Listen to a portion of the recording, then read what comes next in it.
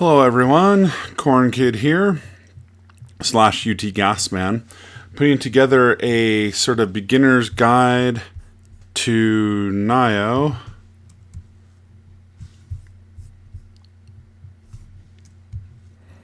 So basically, I'm a huge Dark Souls fan, and I've played a lot of Dark Souls, and so I started playing Nioh on the PS4 because, everyone says it's pretty sweet and it's a lot like Dark Souls. And I found myself being kind of frustrated, actually, with the game because it's taking me some time to kind of get used to playing it. So I figured I would put together just a little bit of a guide here for people who are accustomed to Dark Souls who jump into Nioh, because it actually is a really fun game. Yeah, but it's also kind of hard when you first start if you're as used to Dark Souls as I am, because the game plays very similar to Dark Souls, but there are enough differences that are frustrating that I figured I would try to do my best to help other people out. That's the whole point of this video. So it's a little bit long, but I figured I'd show the intro cutscene just because it's kind of cool. But I'll kind of go over stuff. Now, the main thing that you'll notice is, as a sort of Dark Souls player, is the controls are different. And I know that's a big duh, but the controls are different. And just like with Dark Souls, the better you get at learning the controls, or the better you get at managing the controls, the less frustrating the game will be.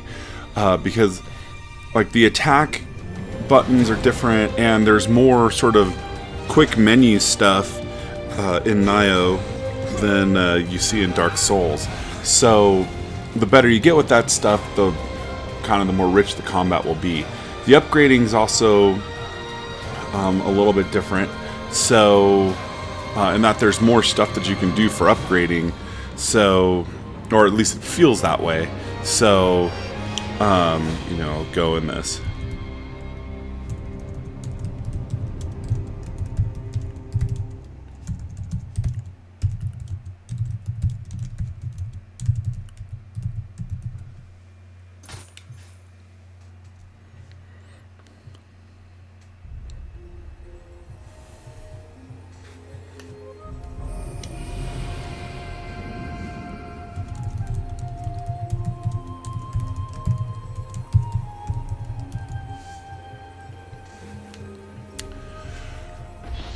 Alright, so loading into the game here, and I'm on main mission level 2, so I'm not that far into the game, but I've probably got about somewhere between 7 and 8 hours in the game, because, again, with some of the frustration, I had to take some time to stop playing because I was kind of annoyed. So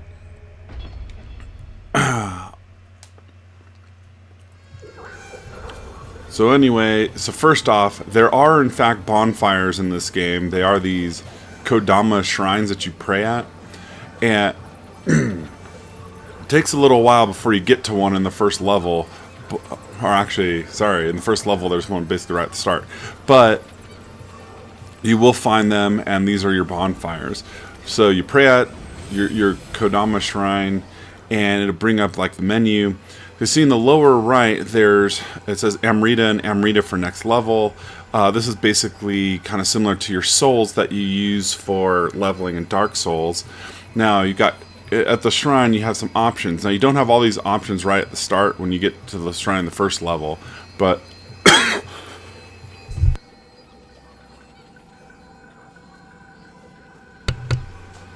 but as you get a little further in the game, you do open up some more of these options.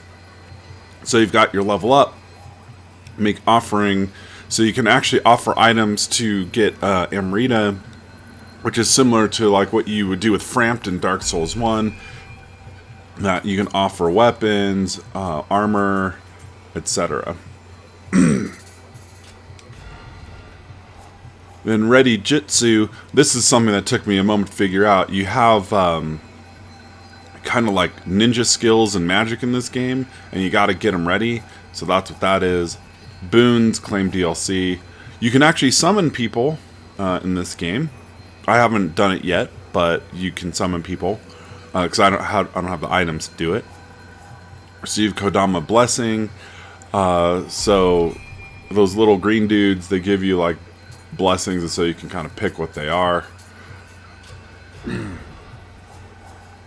Callback. So in this game, you get a Guardian Spirit, and you got a meter that fills up with the Guardian Spirit.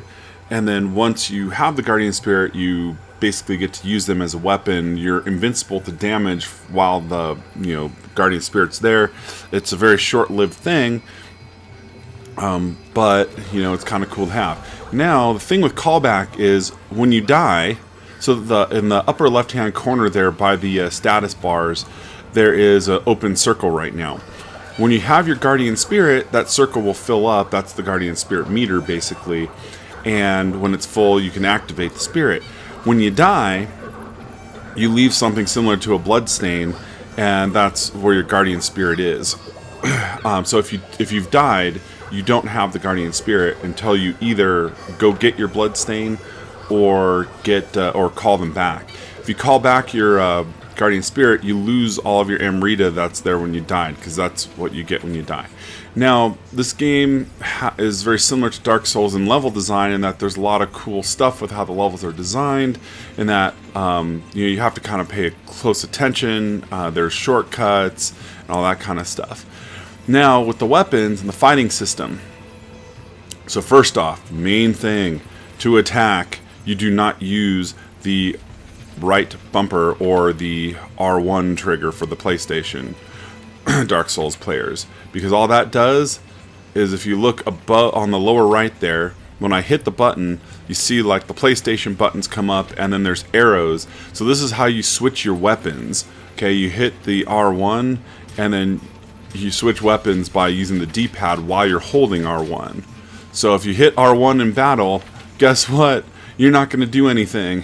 See, I'm hitting the button there, and nothing's happening. So you need to, like, this is the hard thing, is, you have to remember, it's the square and the triangle buttons are your attack buttons.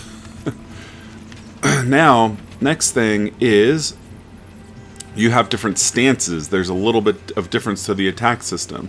So to change your stance, if you look at that circle in the lower right, you'll see I'm on what's basically called the middle stance.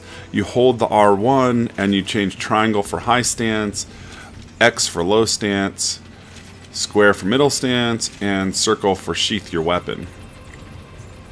So we'll pull out the high stance again.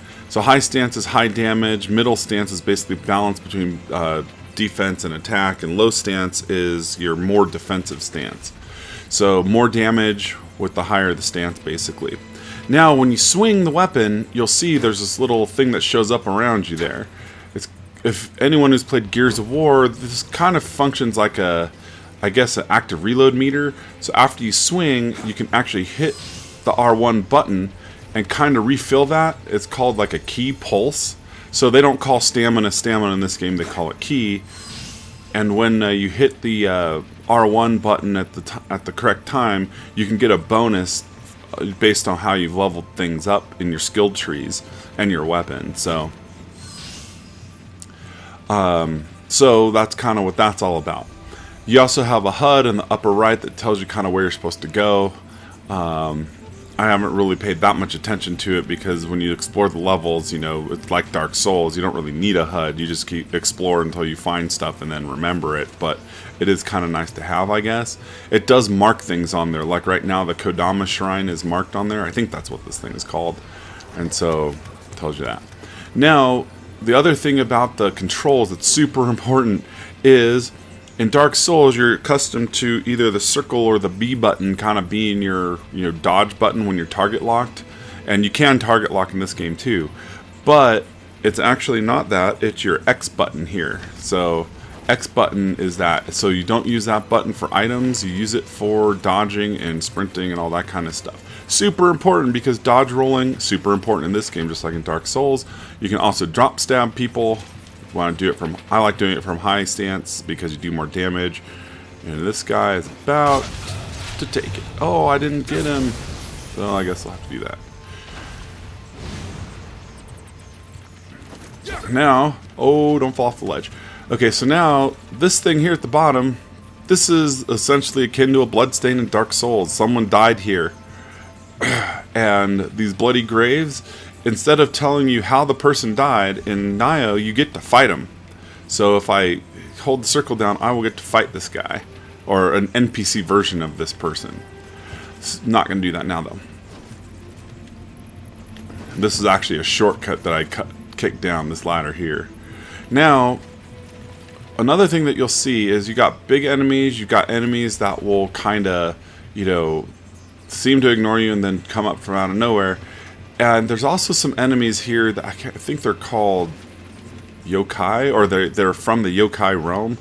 So they have like what looks like the sort of black fog around them.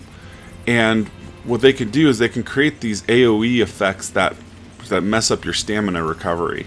So we'll take out this guy first.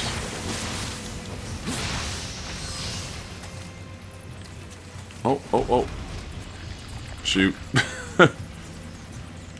And then defense is still your LB button.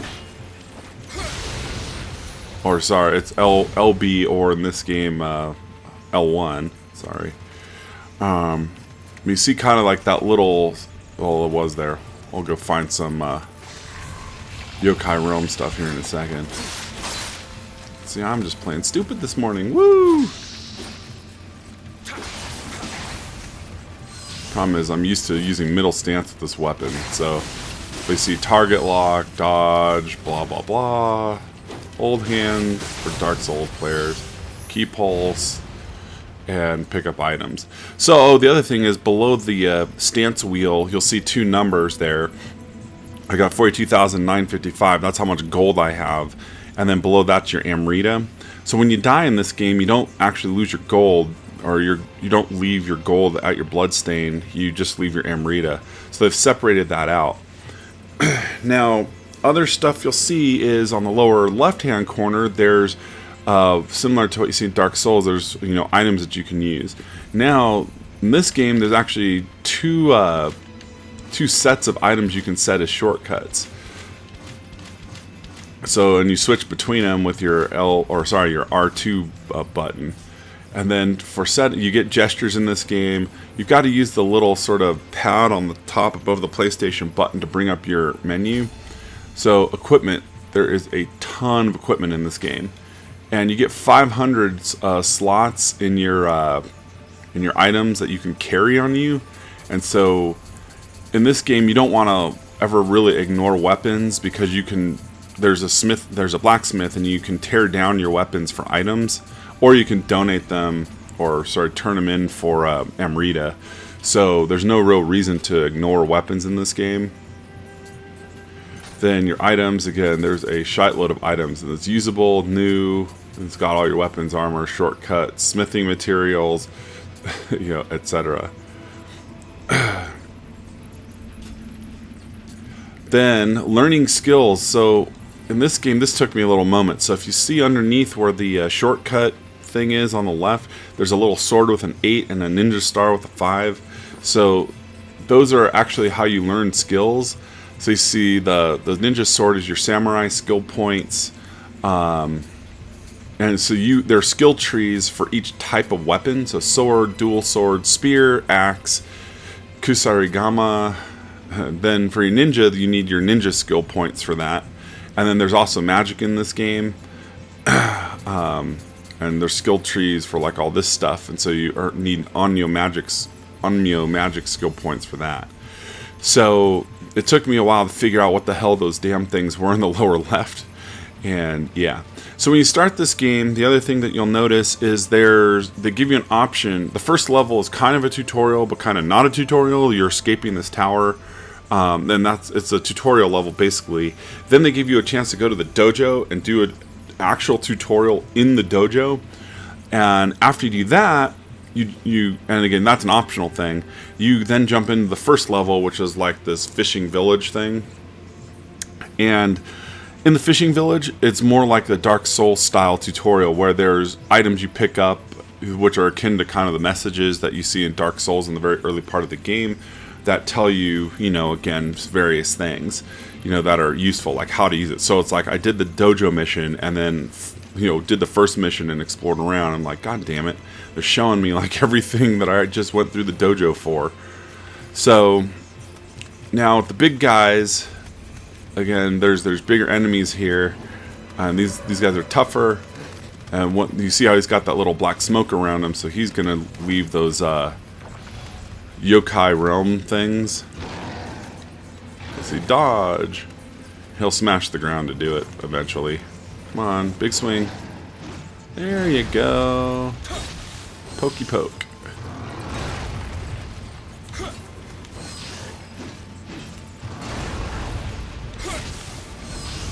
Let's see, he left one, and then I did the key pulse to get rid of it.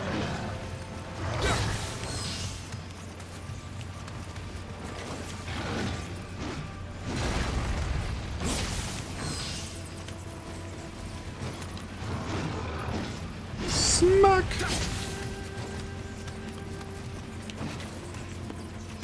And so you kind of get the gist of kind of how the fighting goes, again, with the bigger enemies. Now...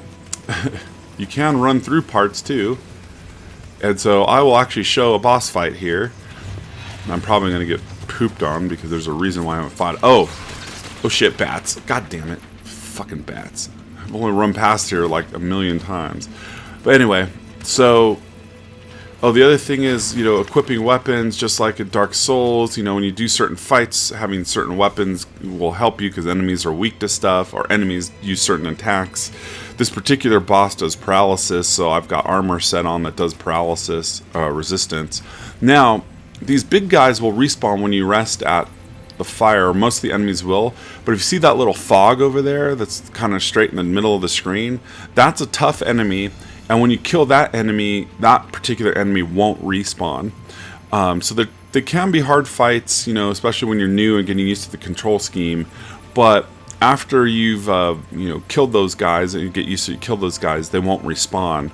Now there's a central hub area called the starting point that you access after the fishing village, and you can actually go back to it when you're in a level, but you need an item to do it. And so far that I haven't found too many of those items. So it's like they say if you feel like the level's too hard for you or something like that, you could go back to the starting point, or if you want to buy items at the blacksmith, you could do that, or to forge things or whatnot. But I haven't found it to be necessary, and the only thing is, again, you need an item to access it. It's not like in Demon Souls or Dark Souls 2, where you just go to whatever, you go to Majula, or you go to the Nexus. In this game, or I guess Firelink in Dark Souls 3, so it's not like that. You need an item to do it, and so I found it to be frustrating because I'm like, I have all this gold, and I'm like, what the heck am I going to do with it in level 1? I'm like, how do I get to the damn blacksmith? And then I found out, yeah, you can't unless you have the item, or you beat the level. So anyway, you'll see this guy show up. I'm just going to run past him so I can show you the boss fight. And then bats again. Fucking bats. Come on, bats. Where you at, bitches? And see, down there's my bloodstain. Because this is a boss fight room. And I don't have the cutscene because I've already played it and, got pooped on. But, anyway. Time to get her done. Time to get killed again. Let's see if I get my guardian spear first. Hey, bitch! Fucking goddamn it! She's gonna paralyze me and beat me with her goddamn umbrella again. I got.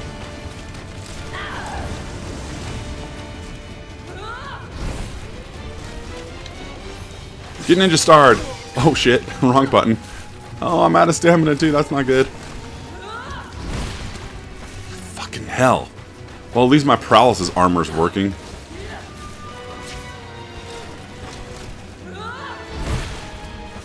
Yeah, I'm just gonna keep timing the dodge totally horribly. That usually works well.